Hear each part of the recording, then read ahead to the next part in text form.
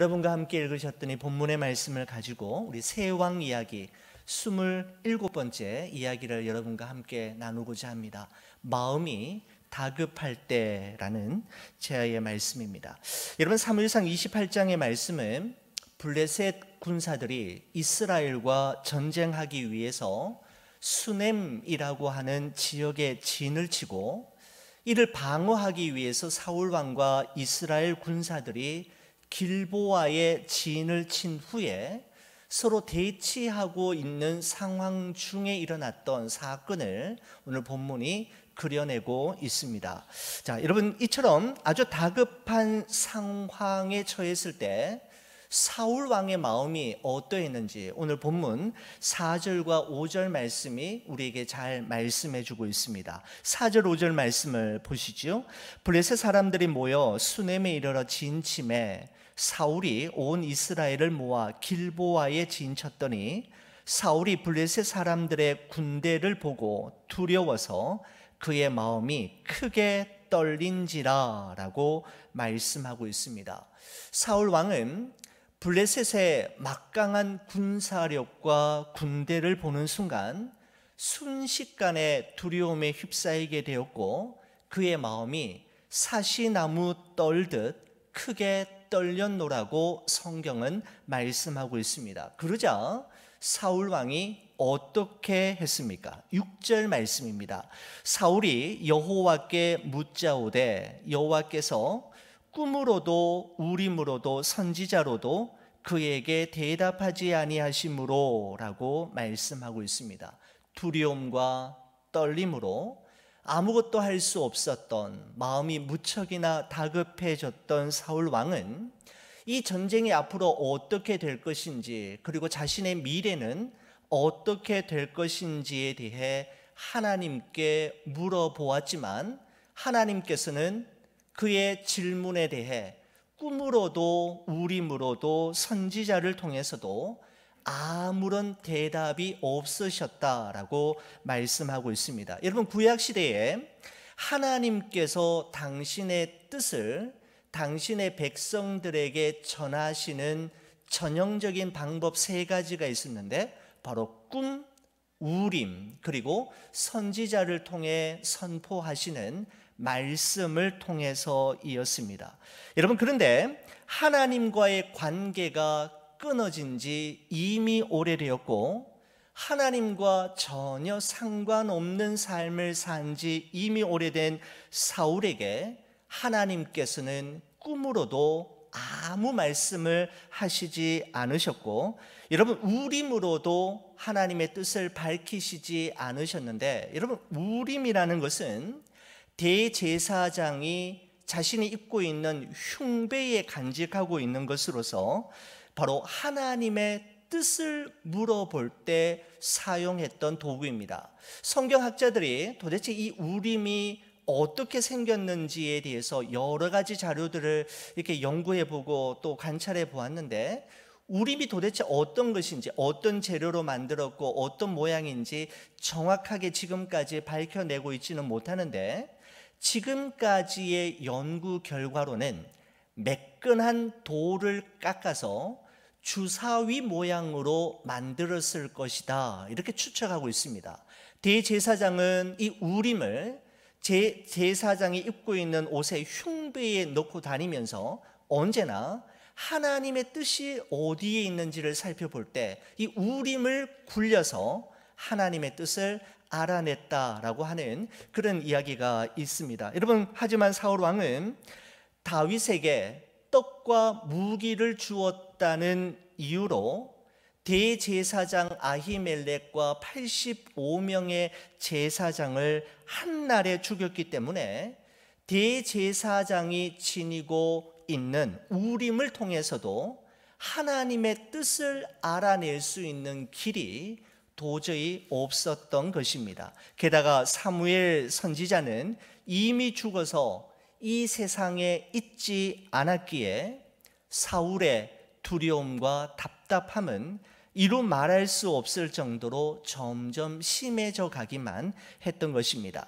그 답답함과 다급한 마음을 도저히 가눌 수 없었던 사울 왕은 이 전쟁이 앞으로 어떻게 될 것인지, 자신의 미래는 어떻게 될 것인지 너무나도 궁금한 나머지 무리수를 두게 되는데 7절 말씀입니다. 사울이 그의 신하들에게 이르되 나를 위하여 신접한 여인을 찾으라.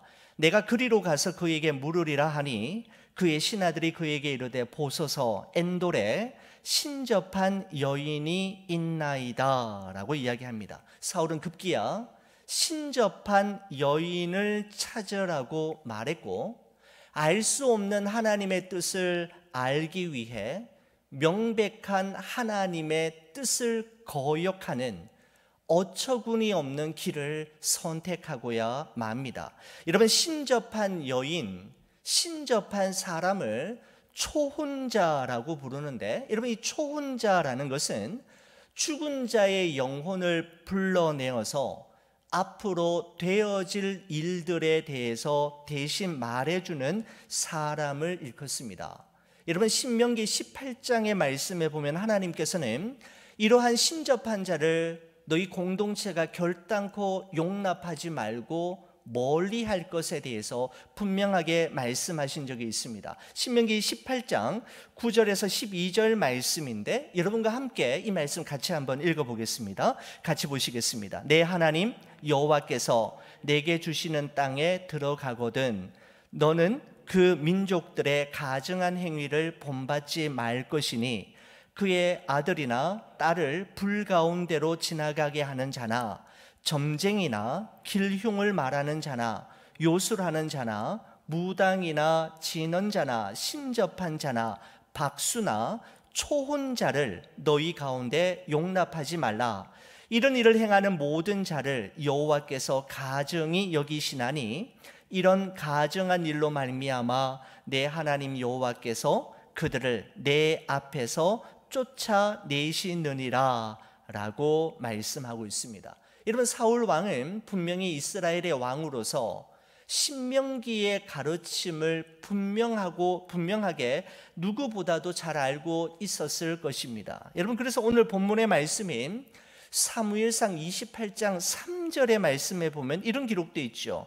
사무엘이 죽었으므로 온 이스라엘이 그를 두고 슬피 울며 그의 고향 라마에 장사하였고, 그 다음 부분 보십시오. 사울은 신접한 자와 박수를 그 땅에서 쫓아내었더라 라고 말씀하고 있습니다. 여러분 이처럼 신접한 자와 박수 무당을 이스라엘에서 쫓아내는 과감한 개혁을 한때 단행했던 장본인이 이제는 본인이 블레셋의 군대가 쳐들어와서 다급한 상황에 이르게 되었을 때 스스로 신접한 자를 찾고 그 신접한 자에게 자신의 미래와 운명을 물으러 가는 자가 당착과 자기 모순에 빠진 모습을 우리가 볼 수가 있게 되는 것이죠. 여러분 사울 왕이 이와 같은 행동을 하는 이유가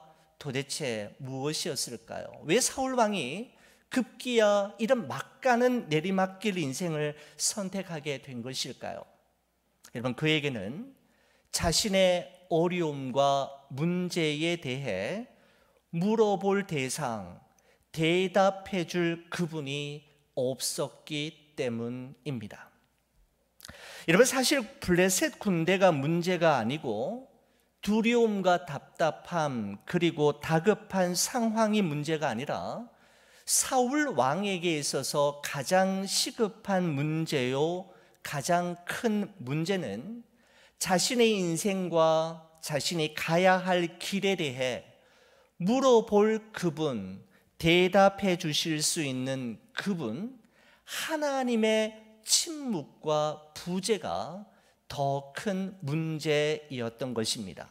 하나님과의 관계가 끊어진 지 이미 오래되었고 하나님과는 상관없는 삶을 살아온 지 너무 오래된 사울에게 하나님께서는 꿈으로도 우림으로도 선지자를 통해 말씀으로도 대답하시지 않으셨기 때문입니다.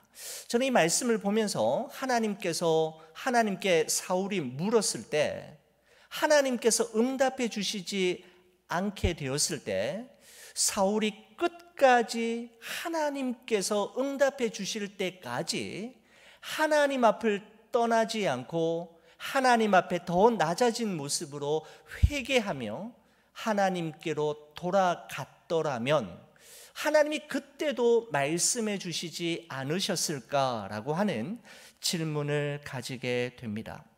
하나님이 침묵하신다고 해서, 하나님의 응답이 더디다고 해서 중도에 포기하고 다른 방법을 찾아서는 안 되는 것이죠. 하나님 앞에서 이 문제를 해결받아야만 했는데 사울은 쉽게 하나님의 부재와 하나님의 임재가 느껴지지 않을 때 그 자리를 박차고 떠나 다른 길, 다른 누군가를 찾기 시작했던 것이 그의 문제의 시발점이 된 것이었습니다. 사랑하는 성도 여러분, 하나님을 항상 내 앞에 모시고 살아가는 우리 성도들의 삶 속에도 두려움과 답답함의 순간, 다급한 일들이 얼마든지 생길 수 있지만 그럼에도 불구하고 하나님 앞에 머물러 하나님 앞을 떠나지 않고 하나님께서 응답해 주실 때까지 기도하고 회개하고 기다린다면 하나님의 때를 따라 도우시는 은혜와 모든 것을 합력하여 선을 이루시는 기적을 볼 수 있을 뿐만 아니라 우리의 작은 신음에도 응답하시는 하나님의 살아계심과 함께 하심을 경험할 수 있게 될 것입니다. 무슨 일이 있어도 하나님의 응답이 있을 때까지 기다려야 하고 우리는 하나님 앞을 떠나서는 안 되는 존재입니다. 여러분, 하나님께서 꿈으로도 우림으로도 선지자로도 아무런 말씀을 하시지 않자 그 자리를 박차고 뛰어나온 두려움과 답답함을 견딜 수 없었던 사울 왕은 한밤중에 변장을 하고 엔돌에 있는 신접한 여인을 찾아가게 되지요. 8절 말씀입니다. 사울이 다른 옷을 입어 변장하고 두 사람과 함께 갈새 그들이 밤에 그 여인에게 이르러서는 사울이 이르되 청하노니 나를 위하여 신접한 술법으로 내가 내게 말하는 사람을 불러 올리라 하니라고 말씀하고 있습니다.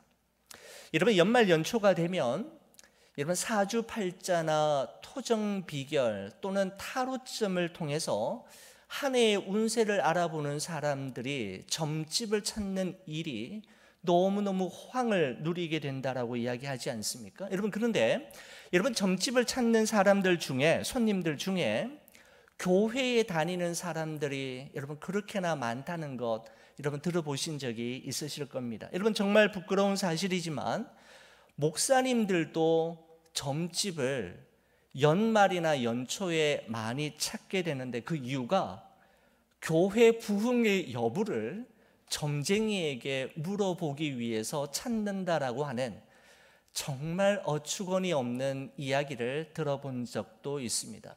여러분, 교회 부흥의 여부를 왜 점쟁이에게 찾아가서 묻는다는 말입니까? 여러분, 하나님을 믿는 사람은 절대로 점 보러 가시면 안 됩니다. 여러분, 점 빼러 가는 것은 괜찮지만 점 치러 가는 것은 여러분 안 됩니다. 하나님께 기도하면서 하나님께 해결해야지. 여러분, 점 빼는 거 오케이, 좋습니다. 그렇지만 점 치러 가고 점 보러 가지는 절대로 마시고 하나님 앞에서 기도의 무릎으로 해결하실 수 있기를 간절히 바랍니다. 여러분, 왜 점 치러 가는 걸까요? 왜 점 치러 가는 걸까요? 여러분, 사람들은 자신의 미래와 앞날에 대해서 너무너무 궁금해하는 경향이 있죠. 알고 싶어하는 마음이 있습니다. 여러분, 그런데 저는 전도서 7장 14절 말씀을 참 좋아합니다. 어떤 말씀이냐면 이런 말씀이죠. 형통한 날에는 기뻐하고 곤고한 날에는 되돌아보아라. 이 두 가지를 하나님이 병행하게 하사 사람이 그의 장래의 일을 헤아려 알지 못하게 하셨느니라 라고 말씀하고 있습니다. 자, 보십시오. 왜 하나님께서는 우리로 하여금 형통한 날과 곤고한 날을 병행하게 하셔서 언제 형통한 날이 오고 언제 곤고한 날이 올지를 모르게 하심으로 장래일을 헤아려 알지 못하게 하셨을까요? 여러분, 하나님의 의도는 분명합니다.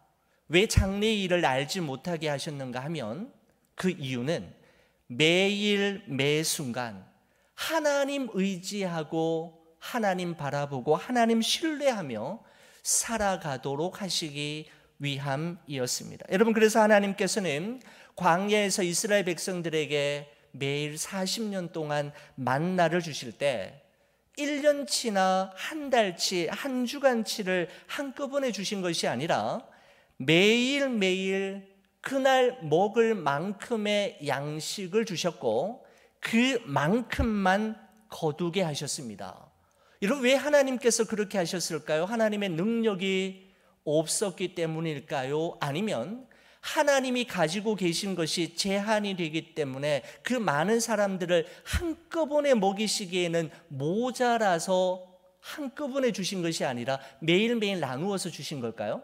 여러분, 그렇지 않습니다. 그것은 광야 한가운데 놓일지라도 아무도 없고 아무것도 존재하지 않는 광활한 광야 한복판에 놓인다 할지라도 매일 매순간 하나님 의지하고 하나님 바라보며 하나님 신뢰할 수 있다면 광야 아니 더 심한 곳에 놓이게 된다 할지라도 이겨낼 수 있고 버텨낼 수 있고 통과할 수 있음을 그들에게 가르쳐 주시기 위함이었습니다. 여러분, 그러므로 우리가 알 수 없는 장래의 미래의 길은 하나님의 손에 맡기고 현재 내게 주어진 그 일을 현재 내가 머물고 있는 그곳에서 최선을 다해 감당하며 결과는 하나님의 손에 맡기는 것, 바로 그것이야말로 그리스도인의 삶의 방식인 것입니다. 여러분, 엔돌에 신접한 여인이 사울에게 묻지요. 당신은 누구를 내가 불러 올려주기를 원합니까? 라고 했을 때 사울이 이야기합니다. 사무엘 선지자를 불러달라라는 것입니다. 여러분, 그래서 15절부터 19절까지의 말씀에 보면 여러분, 신접한 여인에 의해서 올라온 사무엘의 영이 사울 왕과 더불어서 대화하는 듯한 장면이 쭉 기록되어 있는 것을 보게 됩니다. 여러분, 여기서 신접한 여인에 의해서 불려 나온 이 영이 과연 사무엘 선지자의 영인가? 라고 하는 질문에 대해서는 신학적인 논쟁과 논란이 아주 많습니다.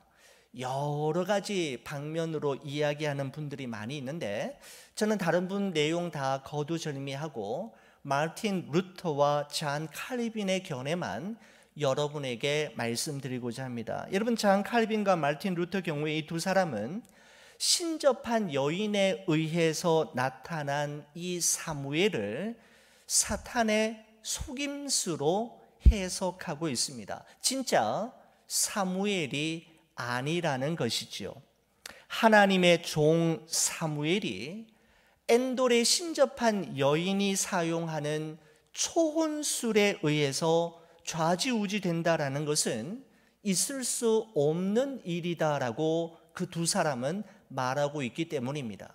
초혼자가 영을 불러내면 이 하나님의 종 사무엘이 그 부름에 거부하지 못하고 불러내면 나오고 들어가라고 하면 들어가는 그런 게 아니라는 것이죠. 바로 사탄의 속임수로 마틴 루터와 잔 칼빈은 해석하고 있습니다. 여러분, 그러나 하나님께서는 그 사탄을 사용하셔서 블레셋과의 전쟁에서 어떤 결론이 날 것인지, 그리고 사울의 운명은 어떻게 될 것인지에 대해서 말씀하셨습니다. 19절이죠. 19절이 이렇습니다. 여호와께서 이스라엘을 너와 함께 블레셋 사람들의 손에 넘기시리니 내일 너와 내 아들들이 나와 함께 있으리라. 여호와께서 또 이스라엘 군대를 블레셋 사람의 손에 넘기시리라 하는지라 라고 되어 있습니다. 여러분, 바로 이 사건이 있은 이후 다음 날 사울 왕은 블레셋과의 전쟁에 참전하게 되었고, 사울의 세 아들 요나단을 비롯한 세 아들 모두 다 블레셋과의 전쟁에서 무참히 살해되는 비극적인 운명을 경험하게 되는 것이죠. 자, 여러분, 여기까지 오늘 본문의 내용이 주된 내용인데, 여러분, 사울 왕의 마지막이 왜 이토록 너무나도 외롭고 초라하고 비참한 마지막의 최후를 보내게 된 것일까요? 여러분, 그 이유에 대해서 역대상 10장 13절 14절 말씀을 여러분과 함께 나누고 오늘 말씀을 좀 마무리하려고 합니다. 여러분, 이스라엘이 블레셋에게 참패하고 사울 왕의 마지막이 이토록 불행했던 이유를 역대상 10장은 이렇게 우리에게 말씀하고 있습니다. 우리 같이 한번 읽어보시겠습니다. 사울이 죽은 것은 여호와께 범죄하였기 때문이라. 그가 여호와의 말씀을 지키지 아니하고 또 신접한 자에게 가르치기를 청하고 여호와께 묻지 아니하였으므로 여호와께서 그를 죽이시고 그 나라를 이새의 아들 다윗에게 넘겨주셨더라 라고 말씀하고 있습니다. 이런 성경은 이스라엘이 블레셋과의 전쟁에서 패배했던 원인이 이스라엘의 군사력이 블레셋의 군사력보다 약했기 때문이거나 사울의 전략과 전술에 어떤 치명적인 문제가 있었기 때문에 전쟁에서 패배했고 사울 왕과 그의 아들이 비참한 최후를 맞이하게 된 것이 아니라 성경적인 관점은 하나였습니다. 그가 여호와께 범죄하였기 때문이다 라고 단도직입적으로 말씀하고 있습니다. 여러분, 우리는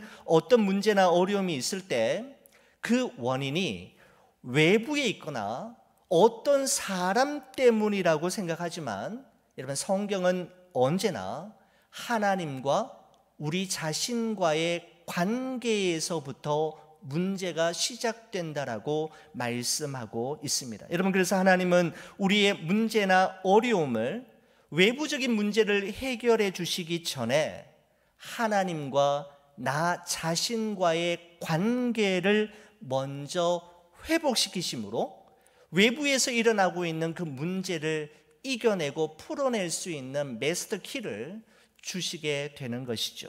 여러분, 하나님께서 심각하게 보셨던 사울 왕의 첫 번째 죄는 이것이었습니다. 그가 여호와의 말씀을 지키지 않았기 때문이다, 이렇게 이야기하고 있죠. 자, 다시 말씀을 보십시오. 이렇습니다. 사울이 죽은 것은 여호와께 범죄하였기 때문이라.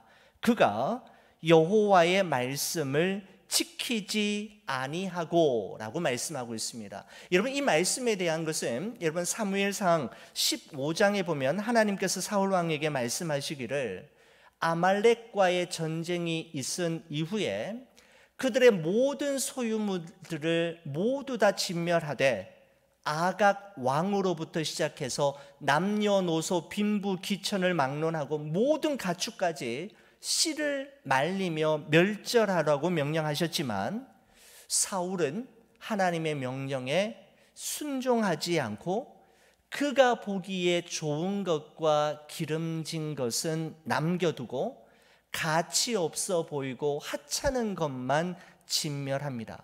그때 하나님께서는 노하셔서 사무엘 선지자를 통해 이렇게 말씀하셨지요. 순종이 제사보다 낫고 듣는 것이 수량의 기름보다 나으니 이는 거역하는 것은 점치는 죄와 같고 완고한 것은 사신 우상에게 절하는 죄와 같음이라. 왕이 여호와의 말씀을 버려 왕이 되지 못하게 하셨나이다 하니라고 말씀하고 있습니다. 그때부터 사울의 내리막길 인생은 시작이 되었는데 그가 하나님의 말씀을 가볍게 여기고 말씀을 버리는 순간부터 그는 하나님께 버림받은 왕으로 전락하고 말았던 것입니다. 여러분, 하나님께서 심각하게 보셨던 두 번째 사울왕의 범죄를 이렇게 성경은 말씀합니다. 하나님께 묻지 않은 죄입니다. 사울왕은 하나님의 말씀을 지키지도 않았을 뿐만 아니라 하나님께 묻지도 않았습니다. 여러분, 하나님께 묻지 않은 죄를 하나님은 아주 심각하게 보시는 것을 볼 수가 있죠. 여러분, 오히려 엉뚱한 사람에게 찾아갔고 엉뚱한 이에게 물었지 않습니까? 여러분, 그 다음 말씀 보십시오. 또 신접한 자에게 가르치기를 청하고 여호와께 묻지 아니하였으므로 여호와께서 그를 죽이시고 그 나라를 이새의 아들 다윗에게 넘겨주셨더라라고 말씀하고 있습니다.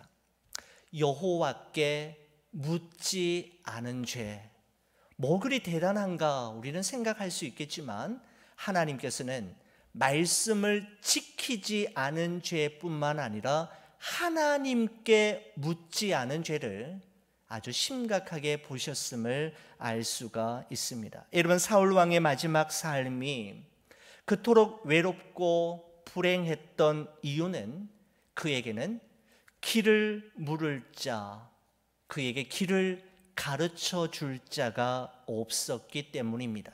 정확하게 말씀드린다면 있기는 했지만 하나님이 아니라 엔돌에 신접한 여인이었습니다. 사울은 주소를 잘못 찾아간 것이었습니다. 사울은 하나님께 길을 물어도 하나님의 대답을 들을 수 없을 만큼 하나님과의 관계가 너무나도 나빴던 것이죠. 어쩌면 자기 자신도 이 정도였을 거라고 생각지도 못했을런지 모릅니다. 꿈으로도 우림으로도 선지자로도 대답하시지 않는 하나님으로 인해 사울 왕의 마음이 답답하고 다급해졌을지라도 그는 끝까지 하나님 앞에 머물러 있어야 했고 하나님 앞에 철저하게 회개했어야 했으며 하나님의 도우심을 끝까지 구하며 그 앞을 떠나지 않았다면 하나님이 끝까지 그를 버리셨을까라고 하는 질문을 꼭 우리는 하게 되는 것입니다. 사랑하는 우리 성도 여러분, 여러분은 매일매일 누구에게 여러분의 삶의 길을 묻고 있습니까? 묻는 자를 바르게 결정하는 것이 중요함을 사무엘상 28장은 우리에게 말씀해 주고 있는 것 같습니다. 예레미야 33장 2절에서 3절에 보면 이를 행하시는 여호와, 그것을 만들어 성취하시는 여호와, 그의 이름을 여호와라 하느니가 이와 같이 이르시도다. 너는 내게 부르짖으라. 내가 내게 응답하겠고 내가 알지 못하는 크고 은밀한 일을 내게 보이리라 라고 말씀하고 있습니다. 삶의 길을 묻는 자에게 대답해 주시고 길을 가르쳐 주시고 보여주시는 분은 신접한 여인이 아니라 오직 하나님 한 분이심을 성경은 우리에게 단호하게 말씀해 주고 있는 것입니다. 여러분, 이스라엘이 블레셋과의 전쟁에서 패배한 것은 군사력이나 전술에 문제가 있었기 때문이 아닙니다. 사울 왕이 전쟁에서 패배하고 전사한 것은 그에게 운이 따르지 않았기 때문이 아닙니다. 하나님의 말씀을 버리고 말씀에 불순종했기 때문이고 삶의 길을 하나님께 묻지 않고 끝까지 그분을 신뢰하지 못했기 때문입니다.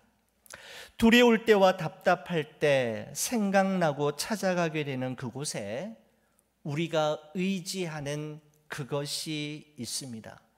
여러분은 두려움과 답답함이 가득하고 마음에 불안함과 다급함이 있을 때 생각나고 찾게 되는 그곳이 어디입니까? 기도실입니까? 아니면 어떤 사람입니까?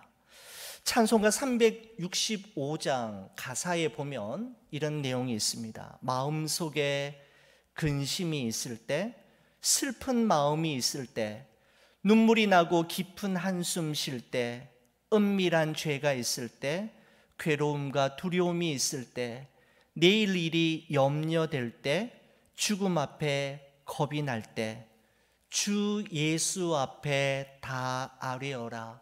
무엇이나 근심하지 말고 주 예수께 아뢰라 라고 말씀하고 있습니다. 사랑하는 우리 교회 여러분, 마음이 다급할 때 기도의 무릎으로 하나님 앞을 떠나지 않고 그분께 묻고 그분으로부터 답을 가지고 이 세상을 살아가는 우리 좋은 비전교회 모든 교우님들 되시기를 우리 주의 이름으로 간절히 축원을 드립니다.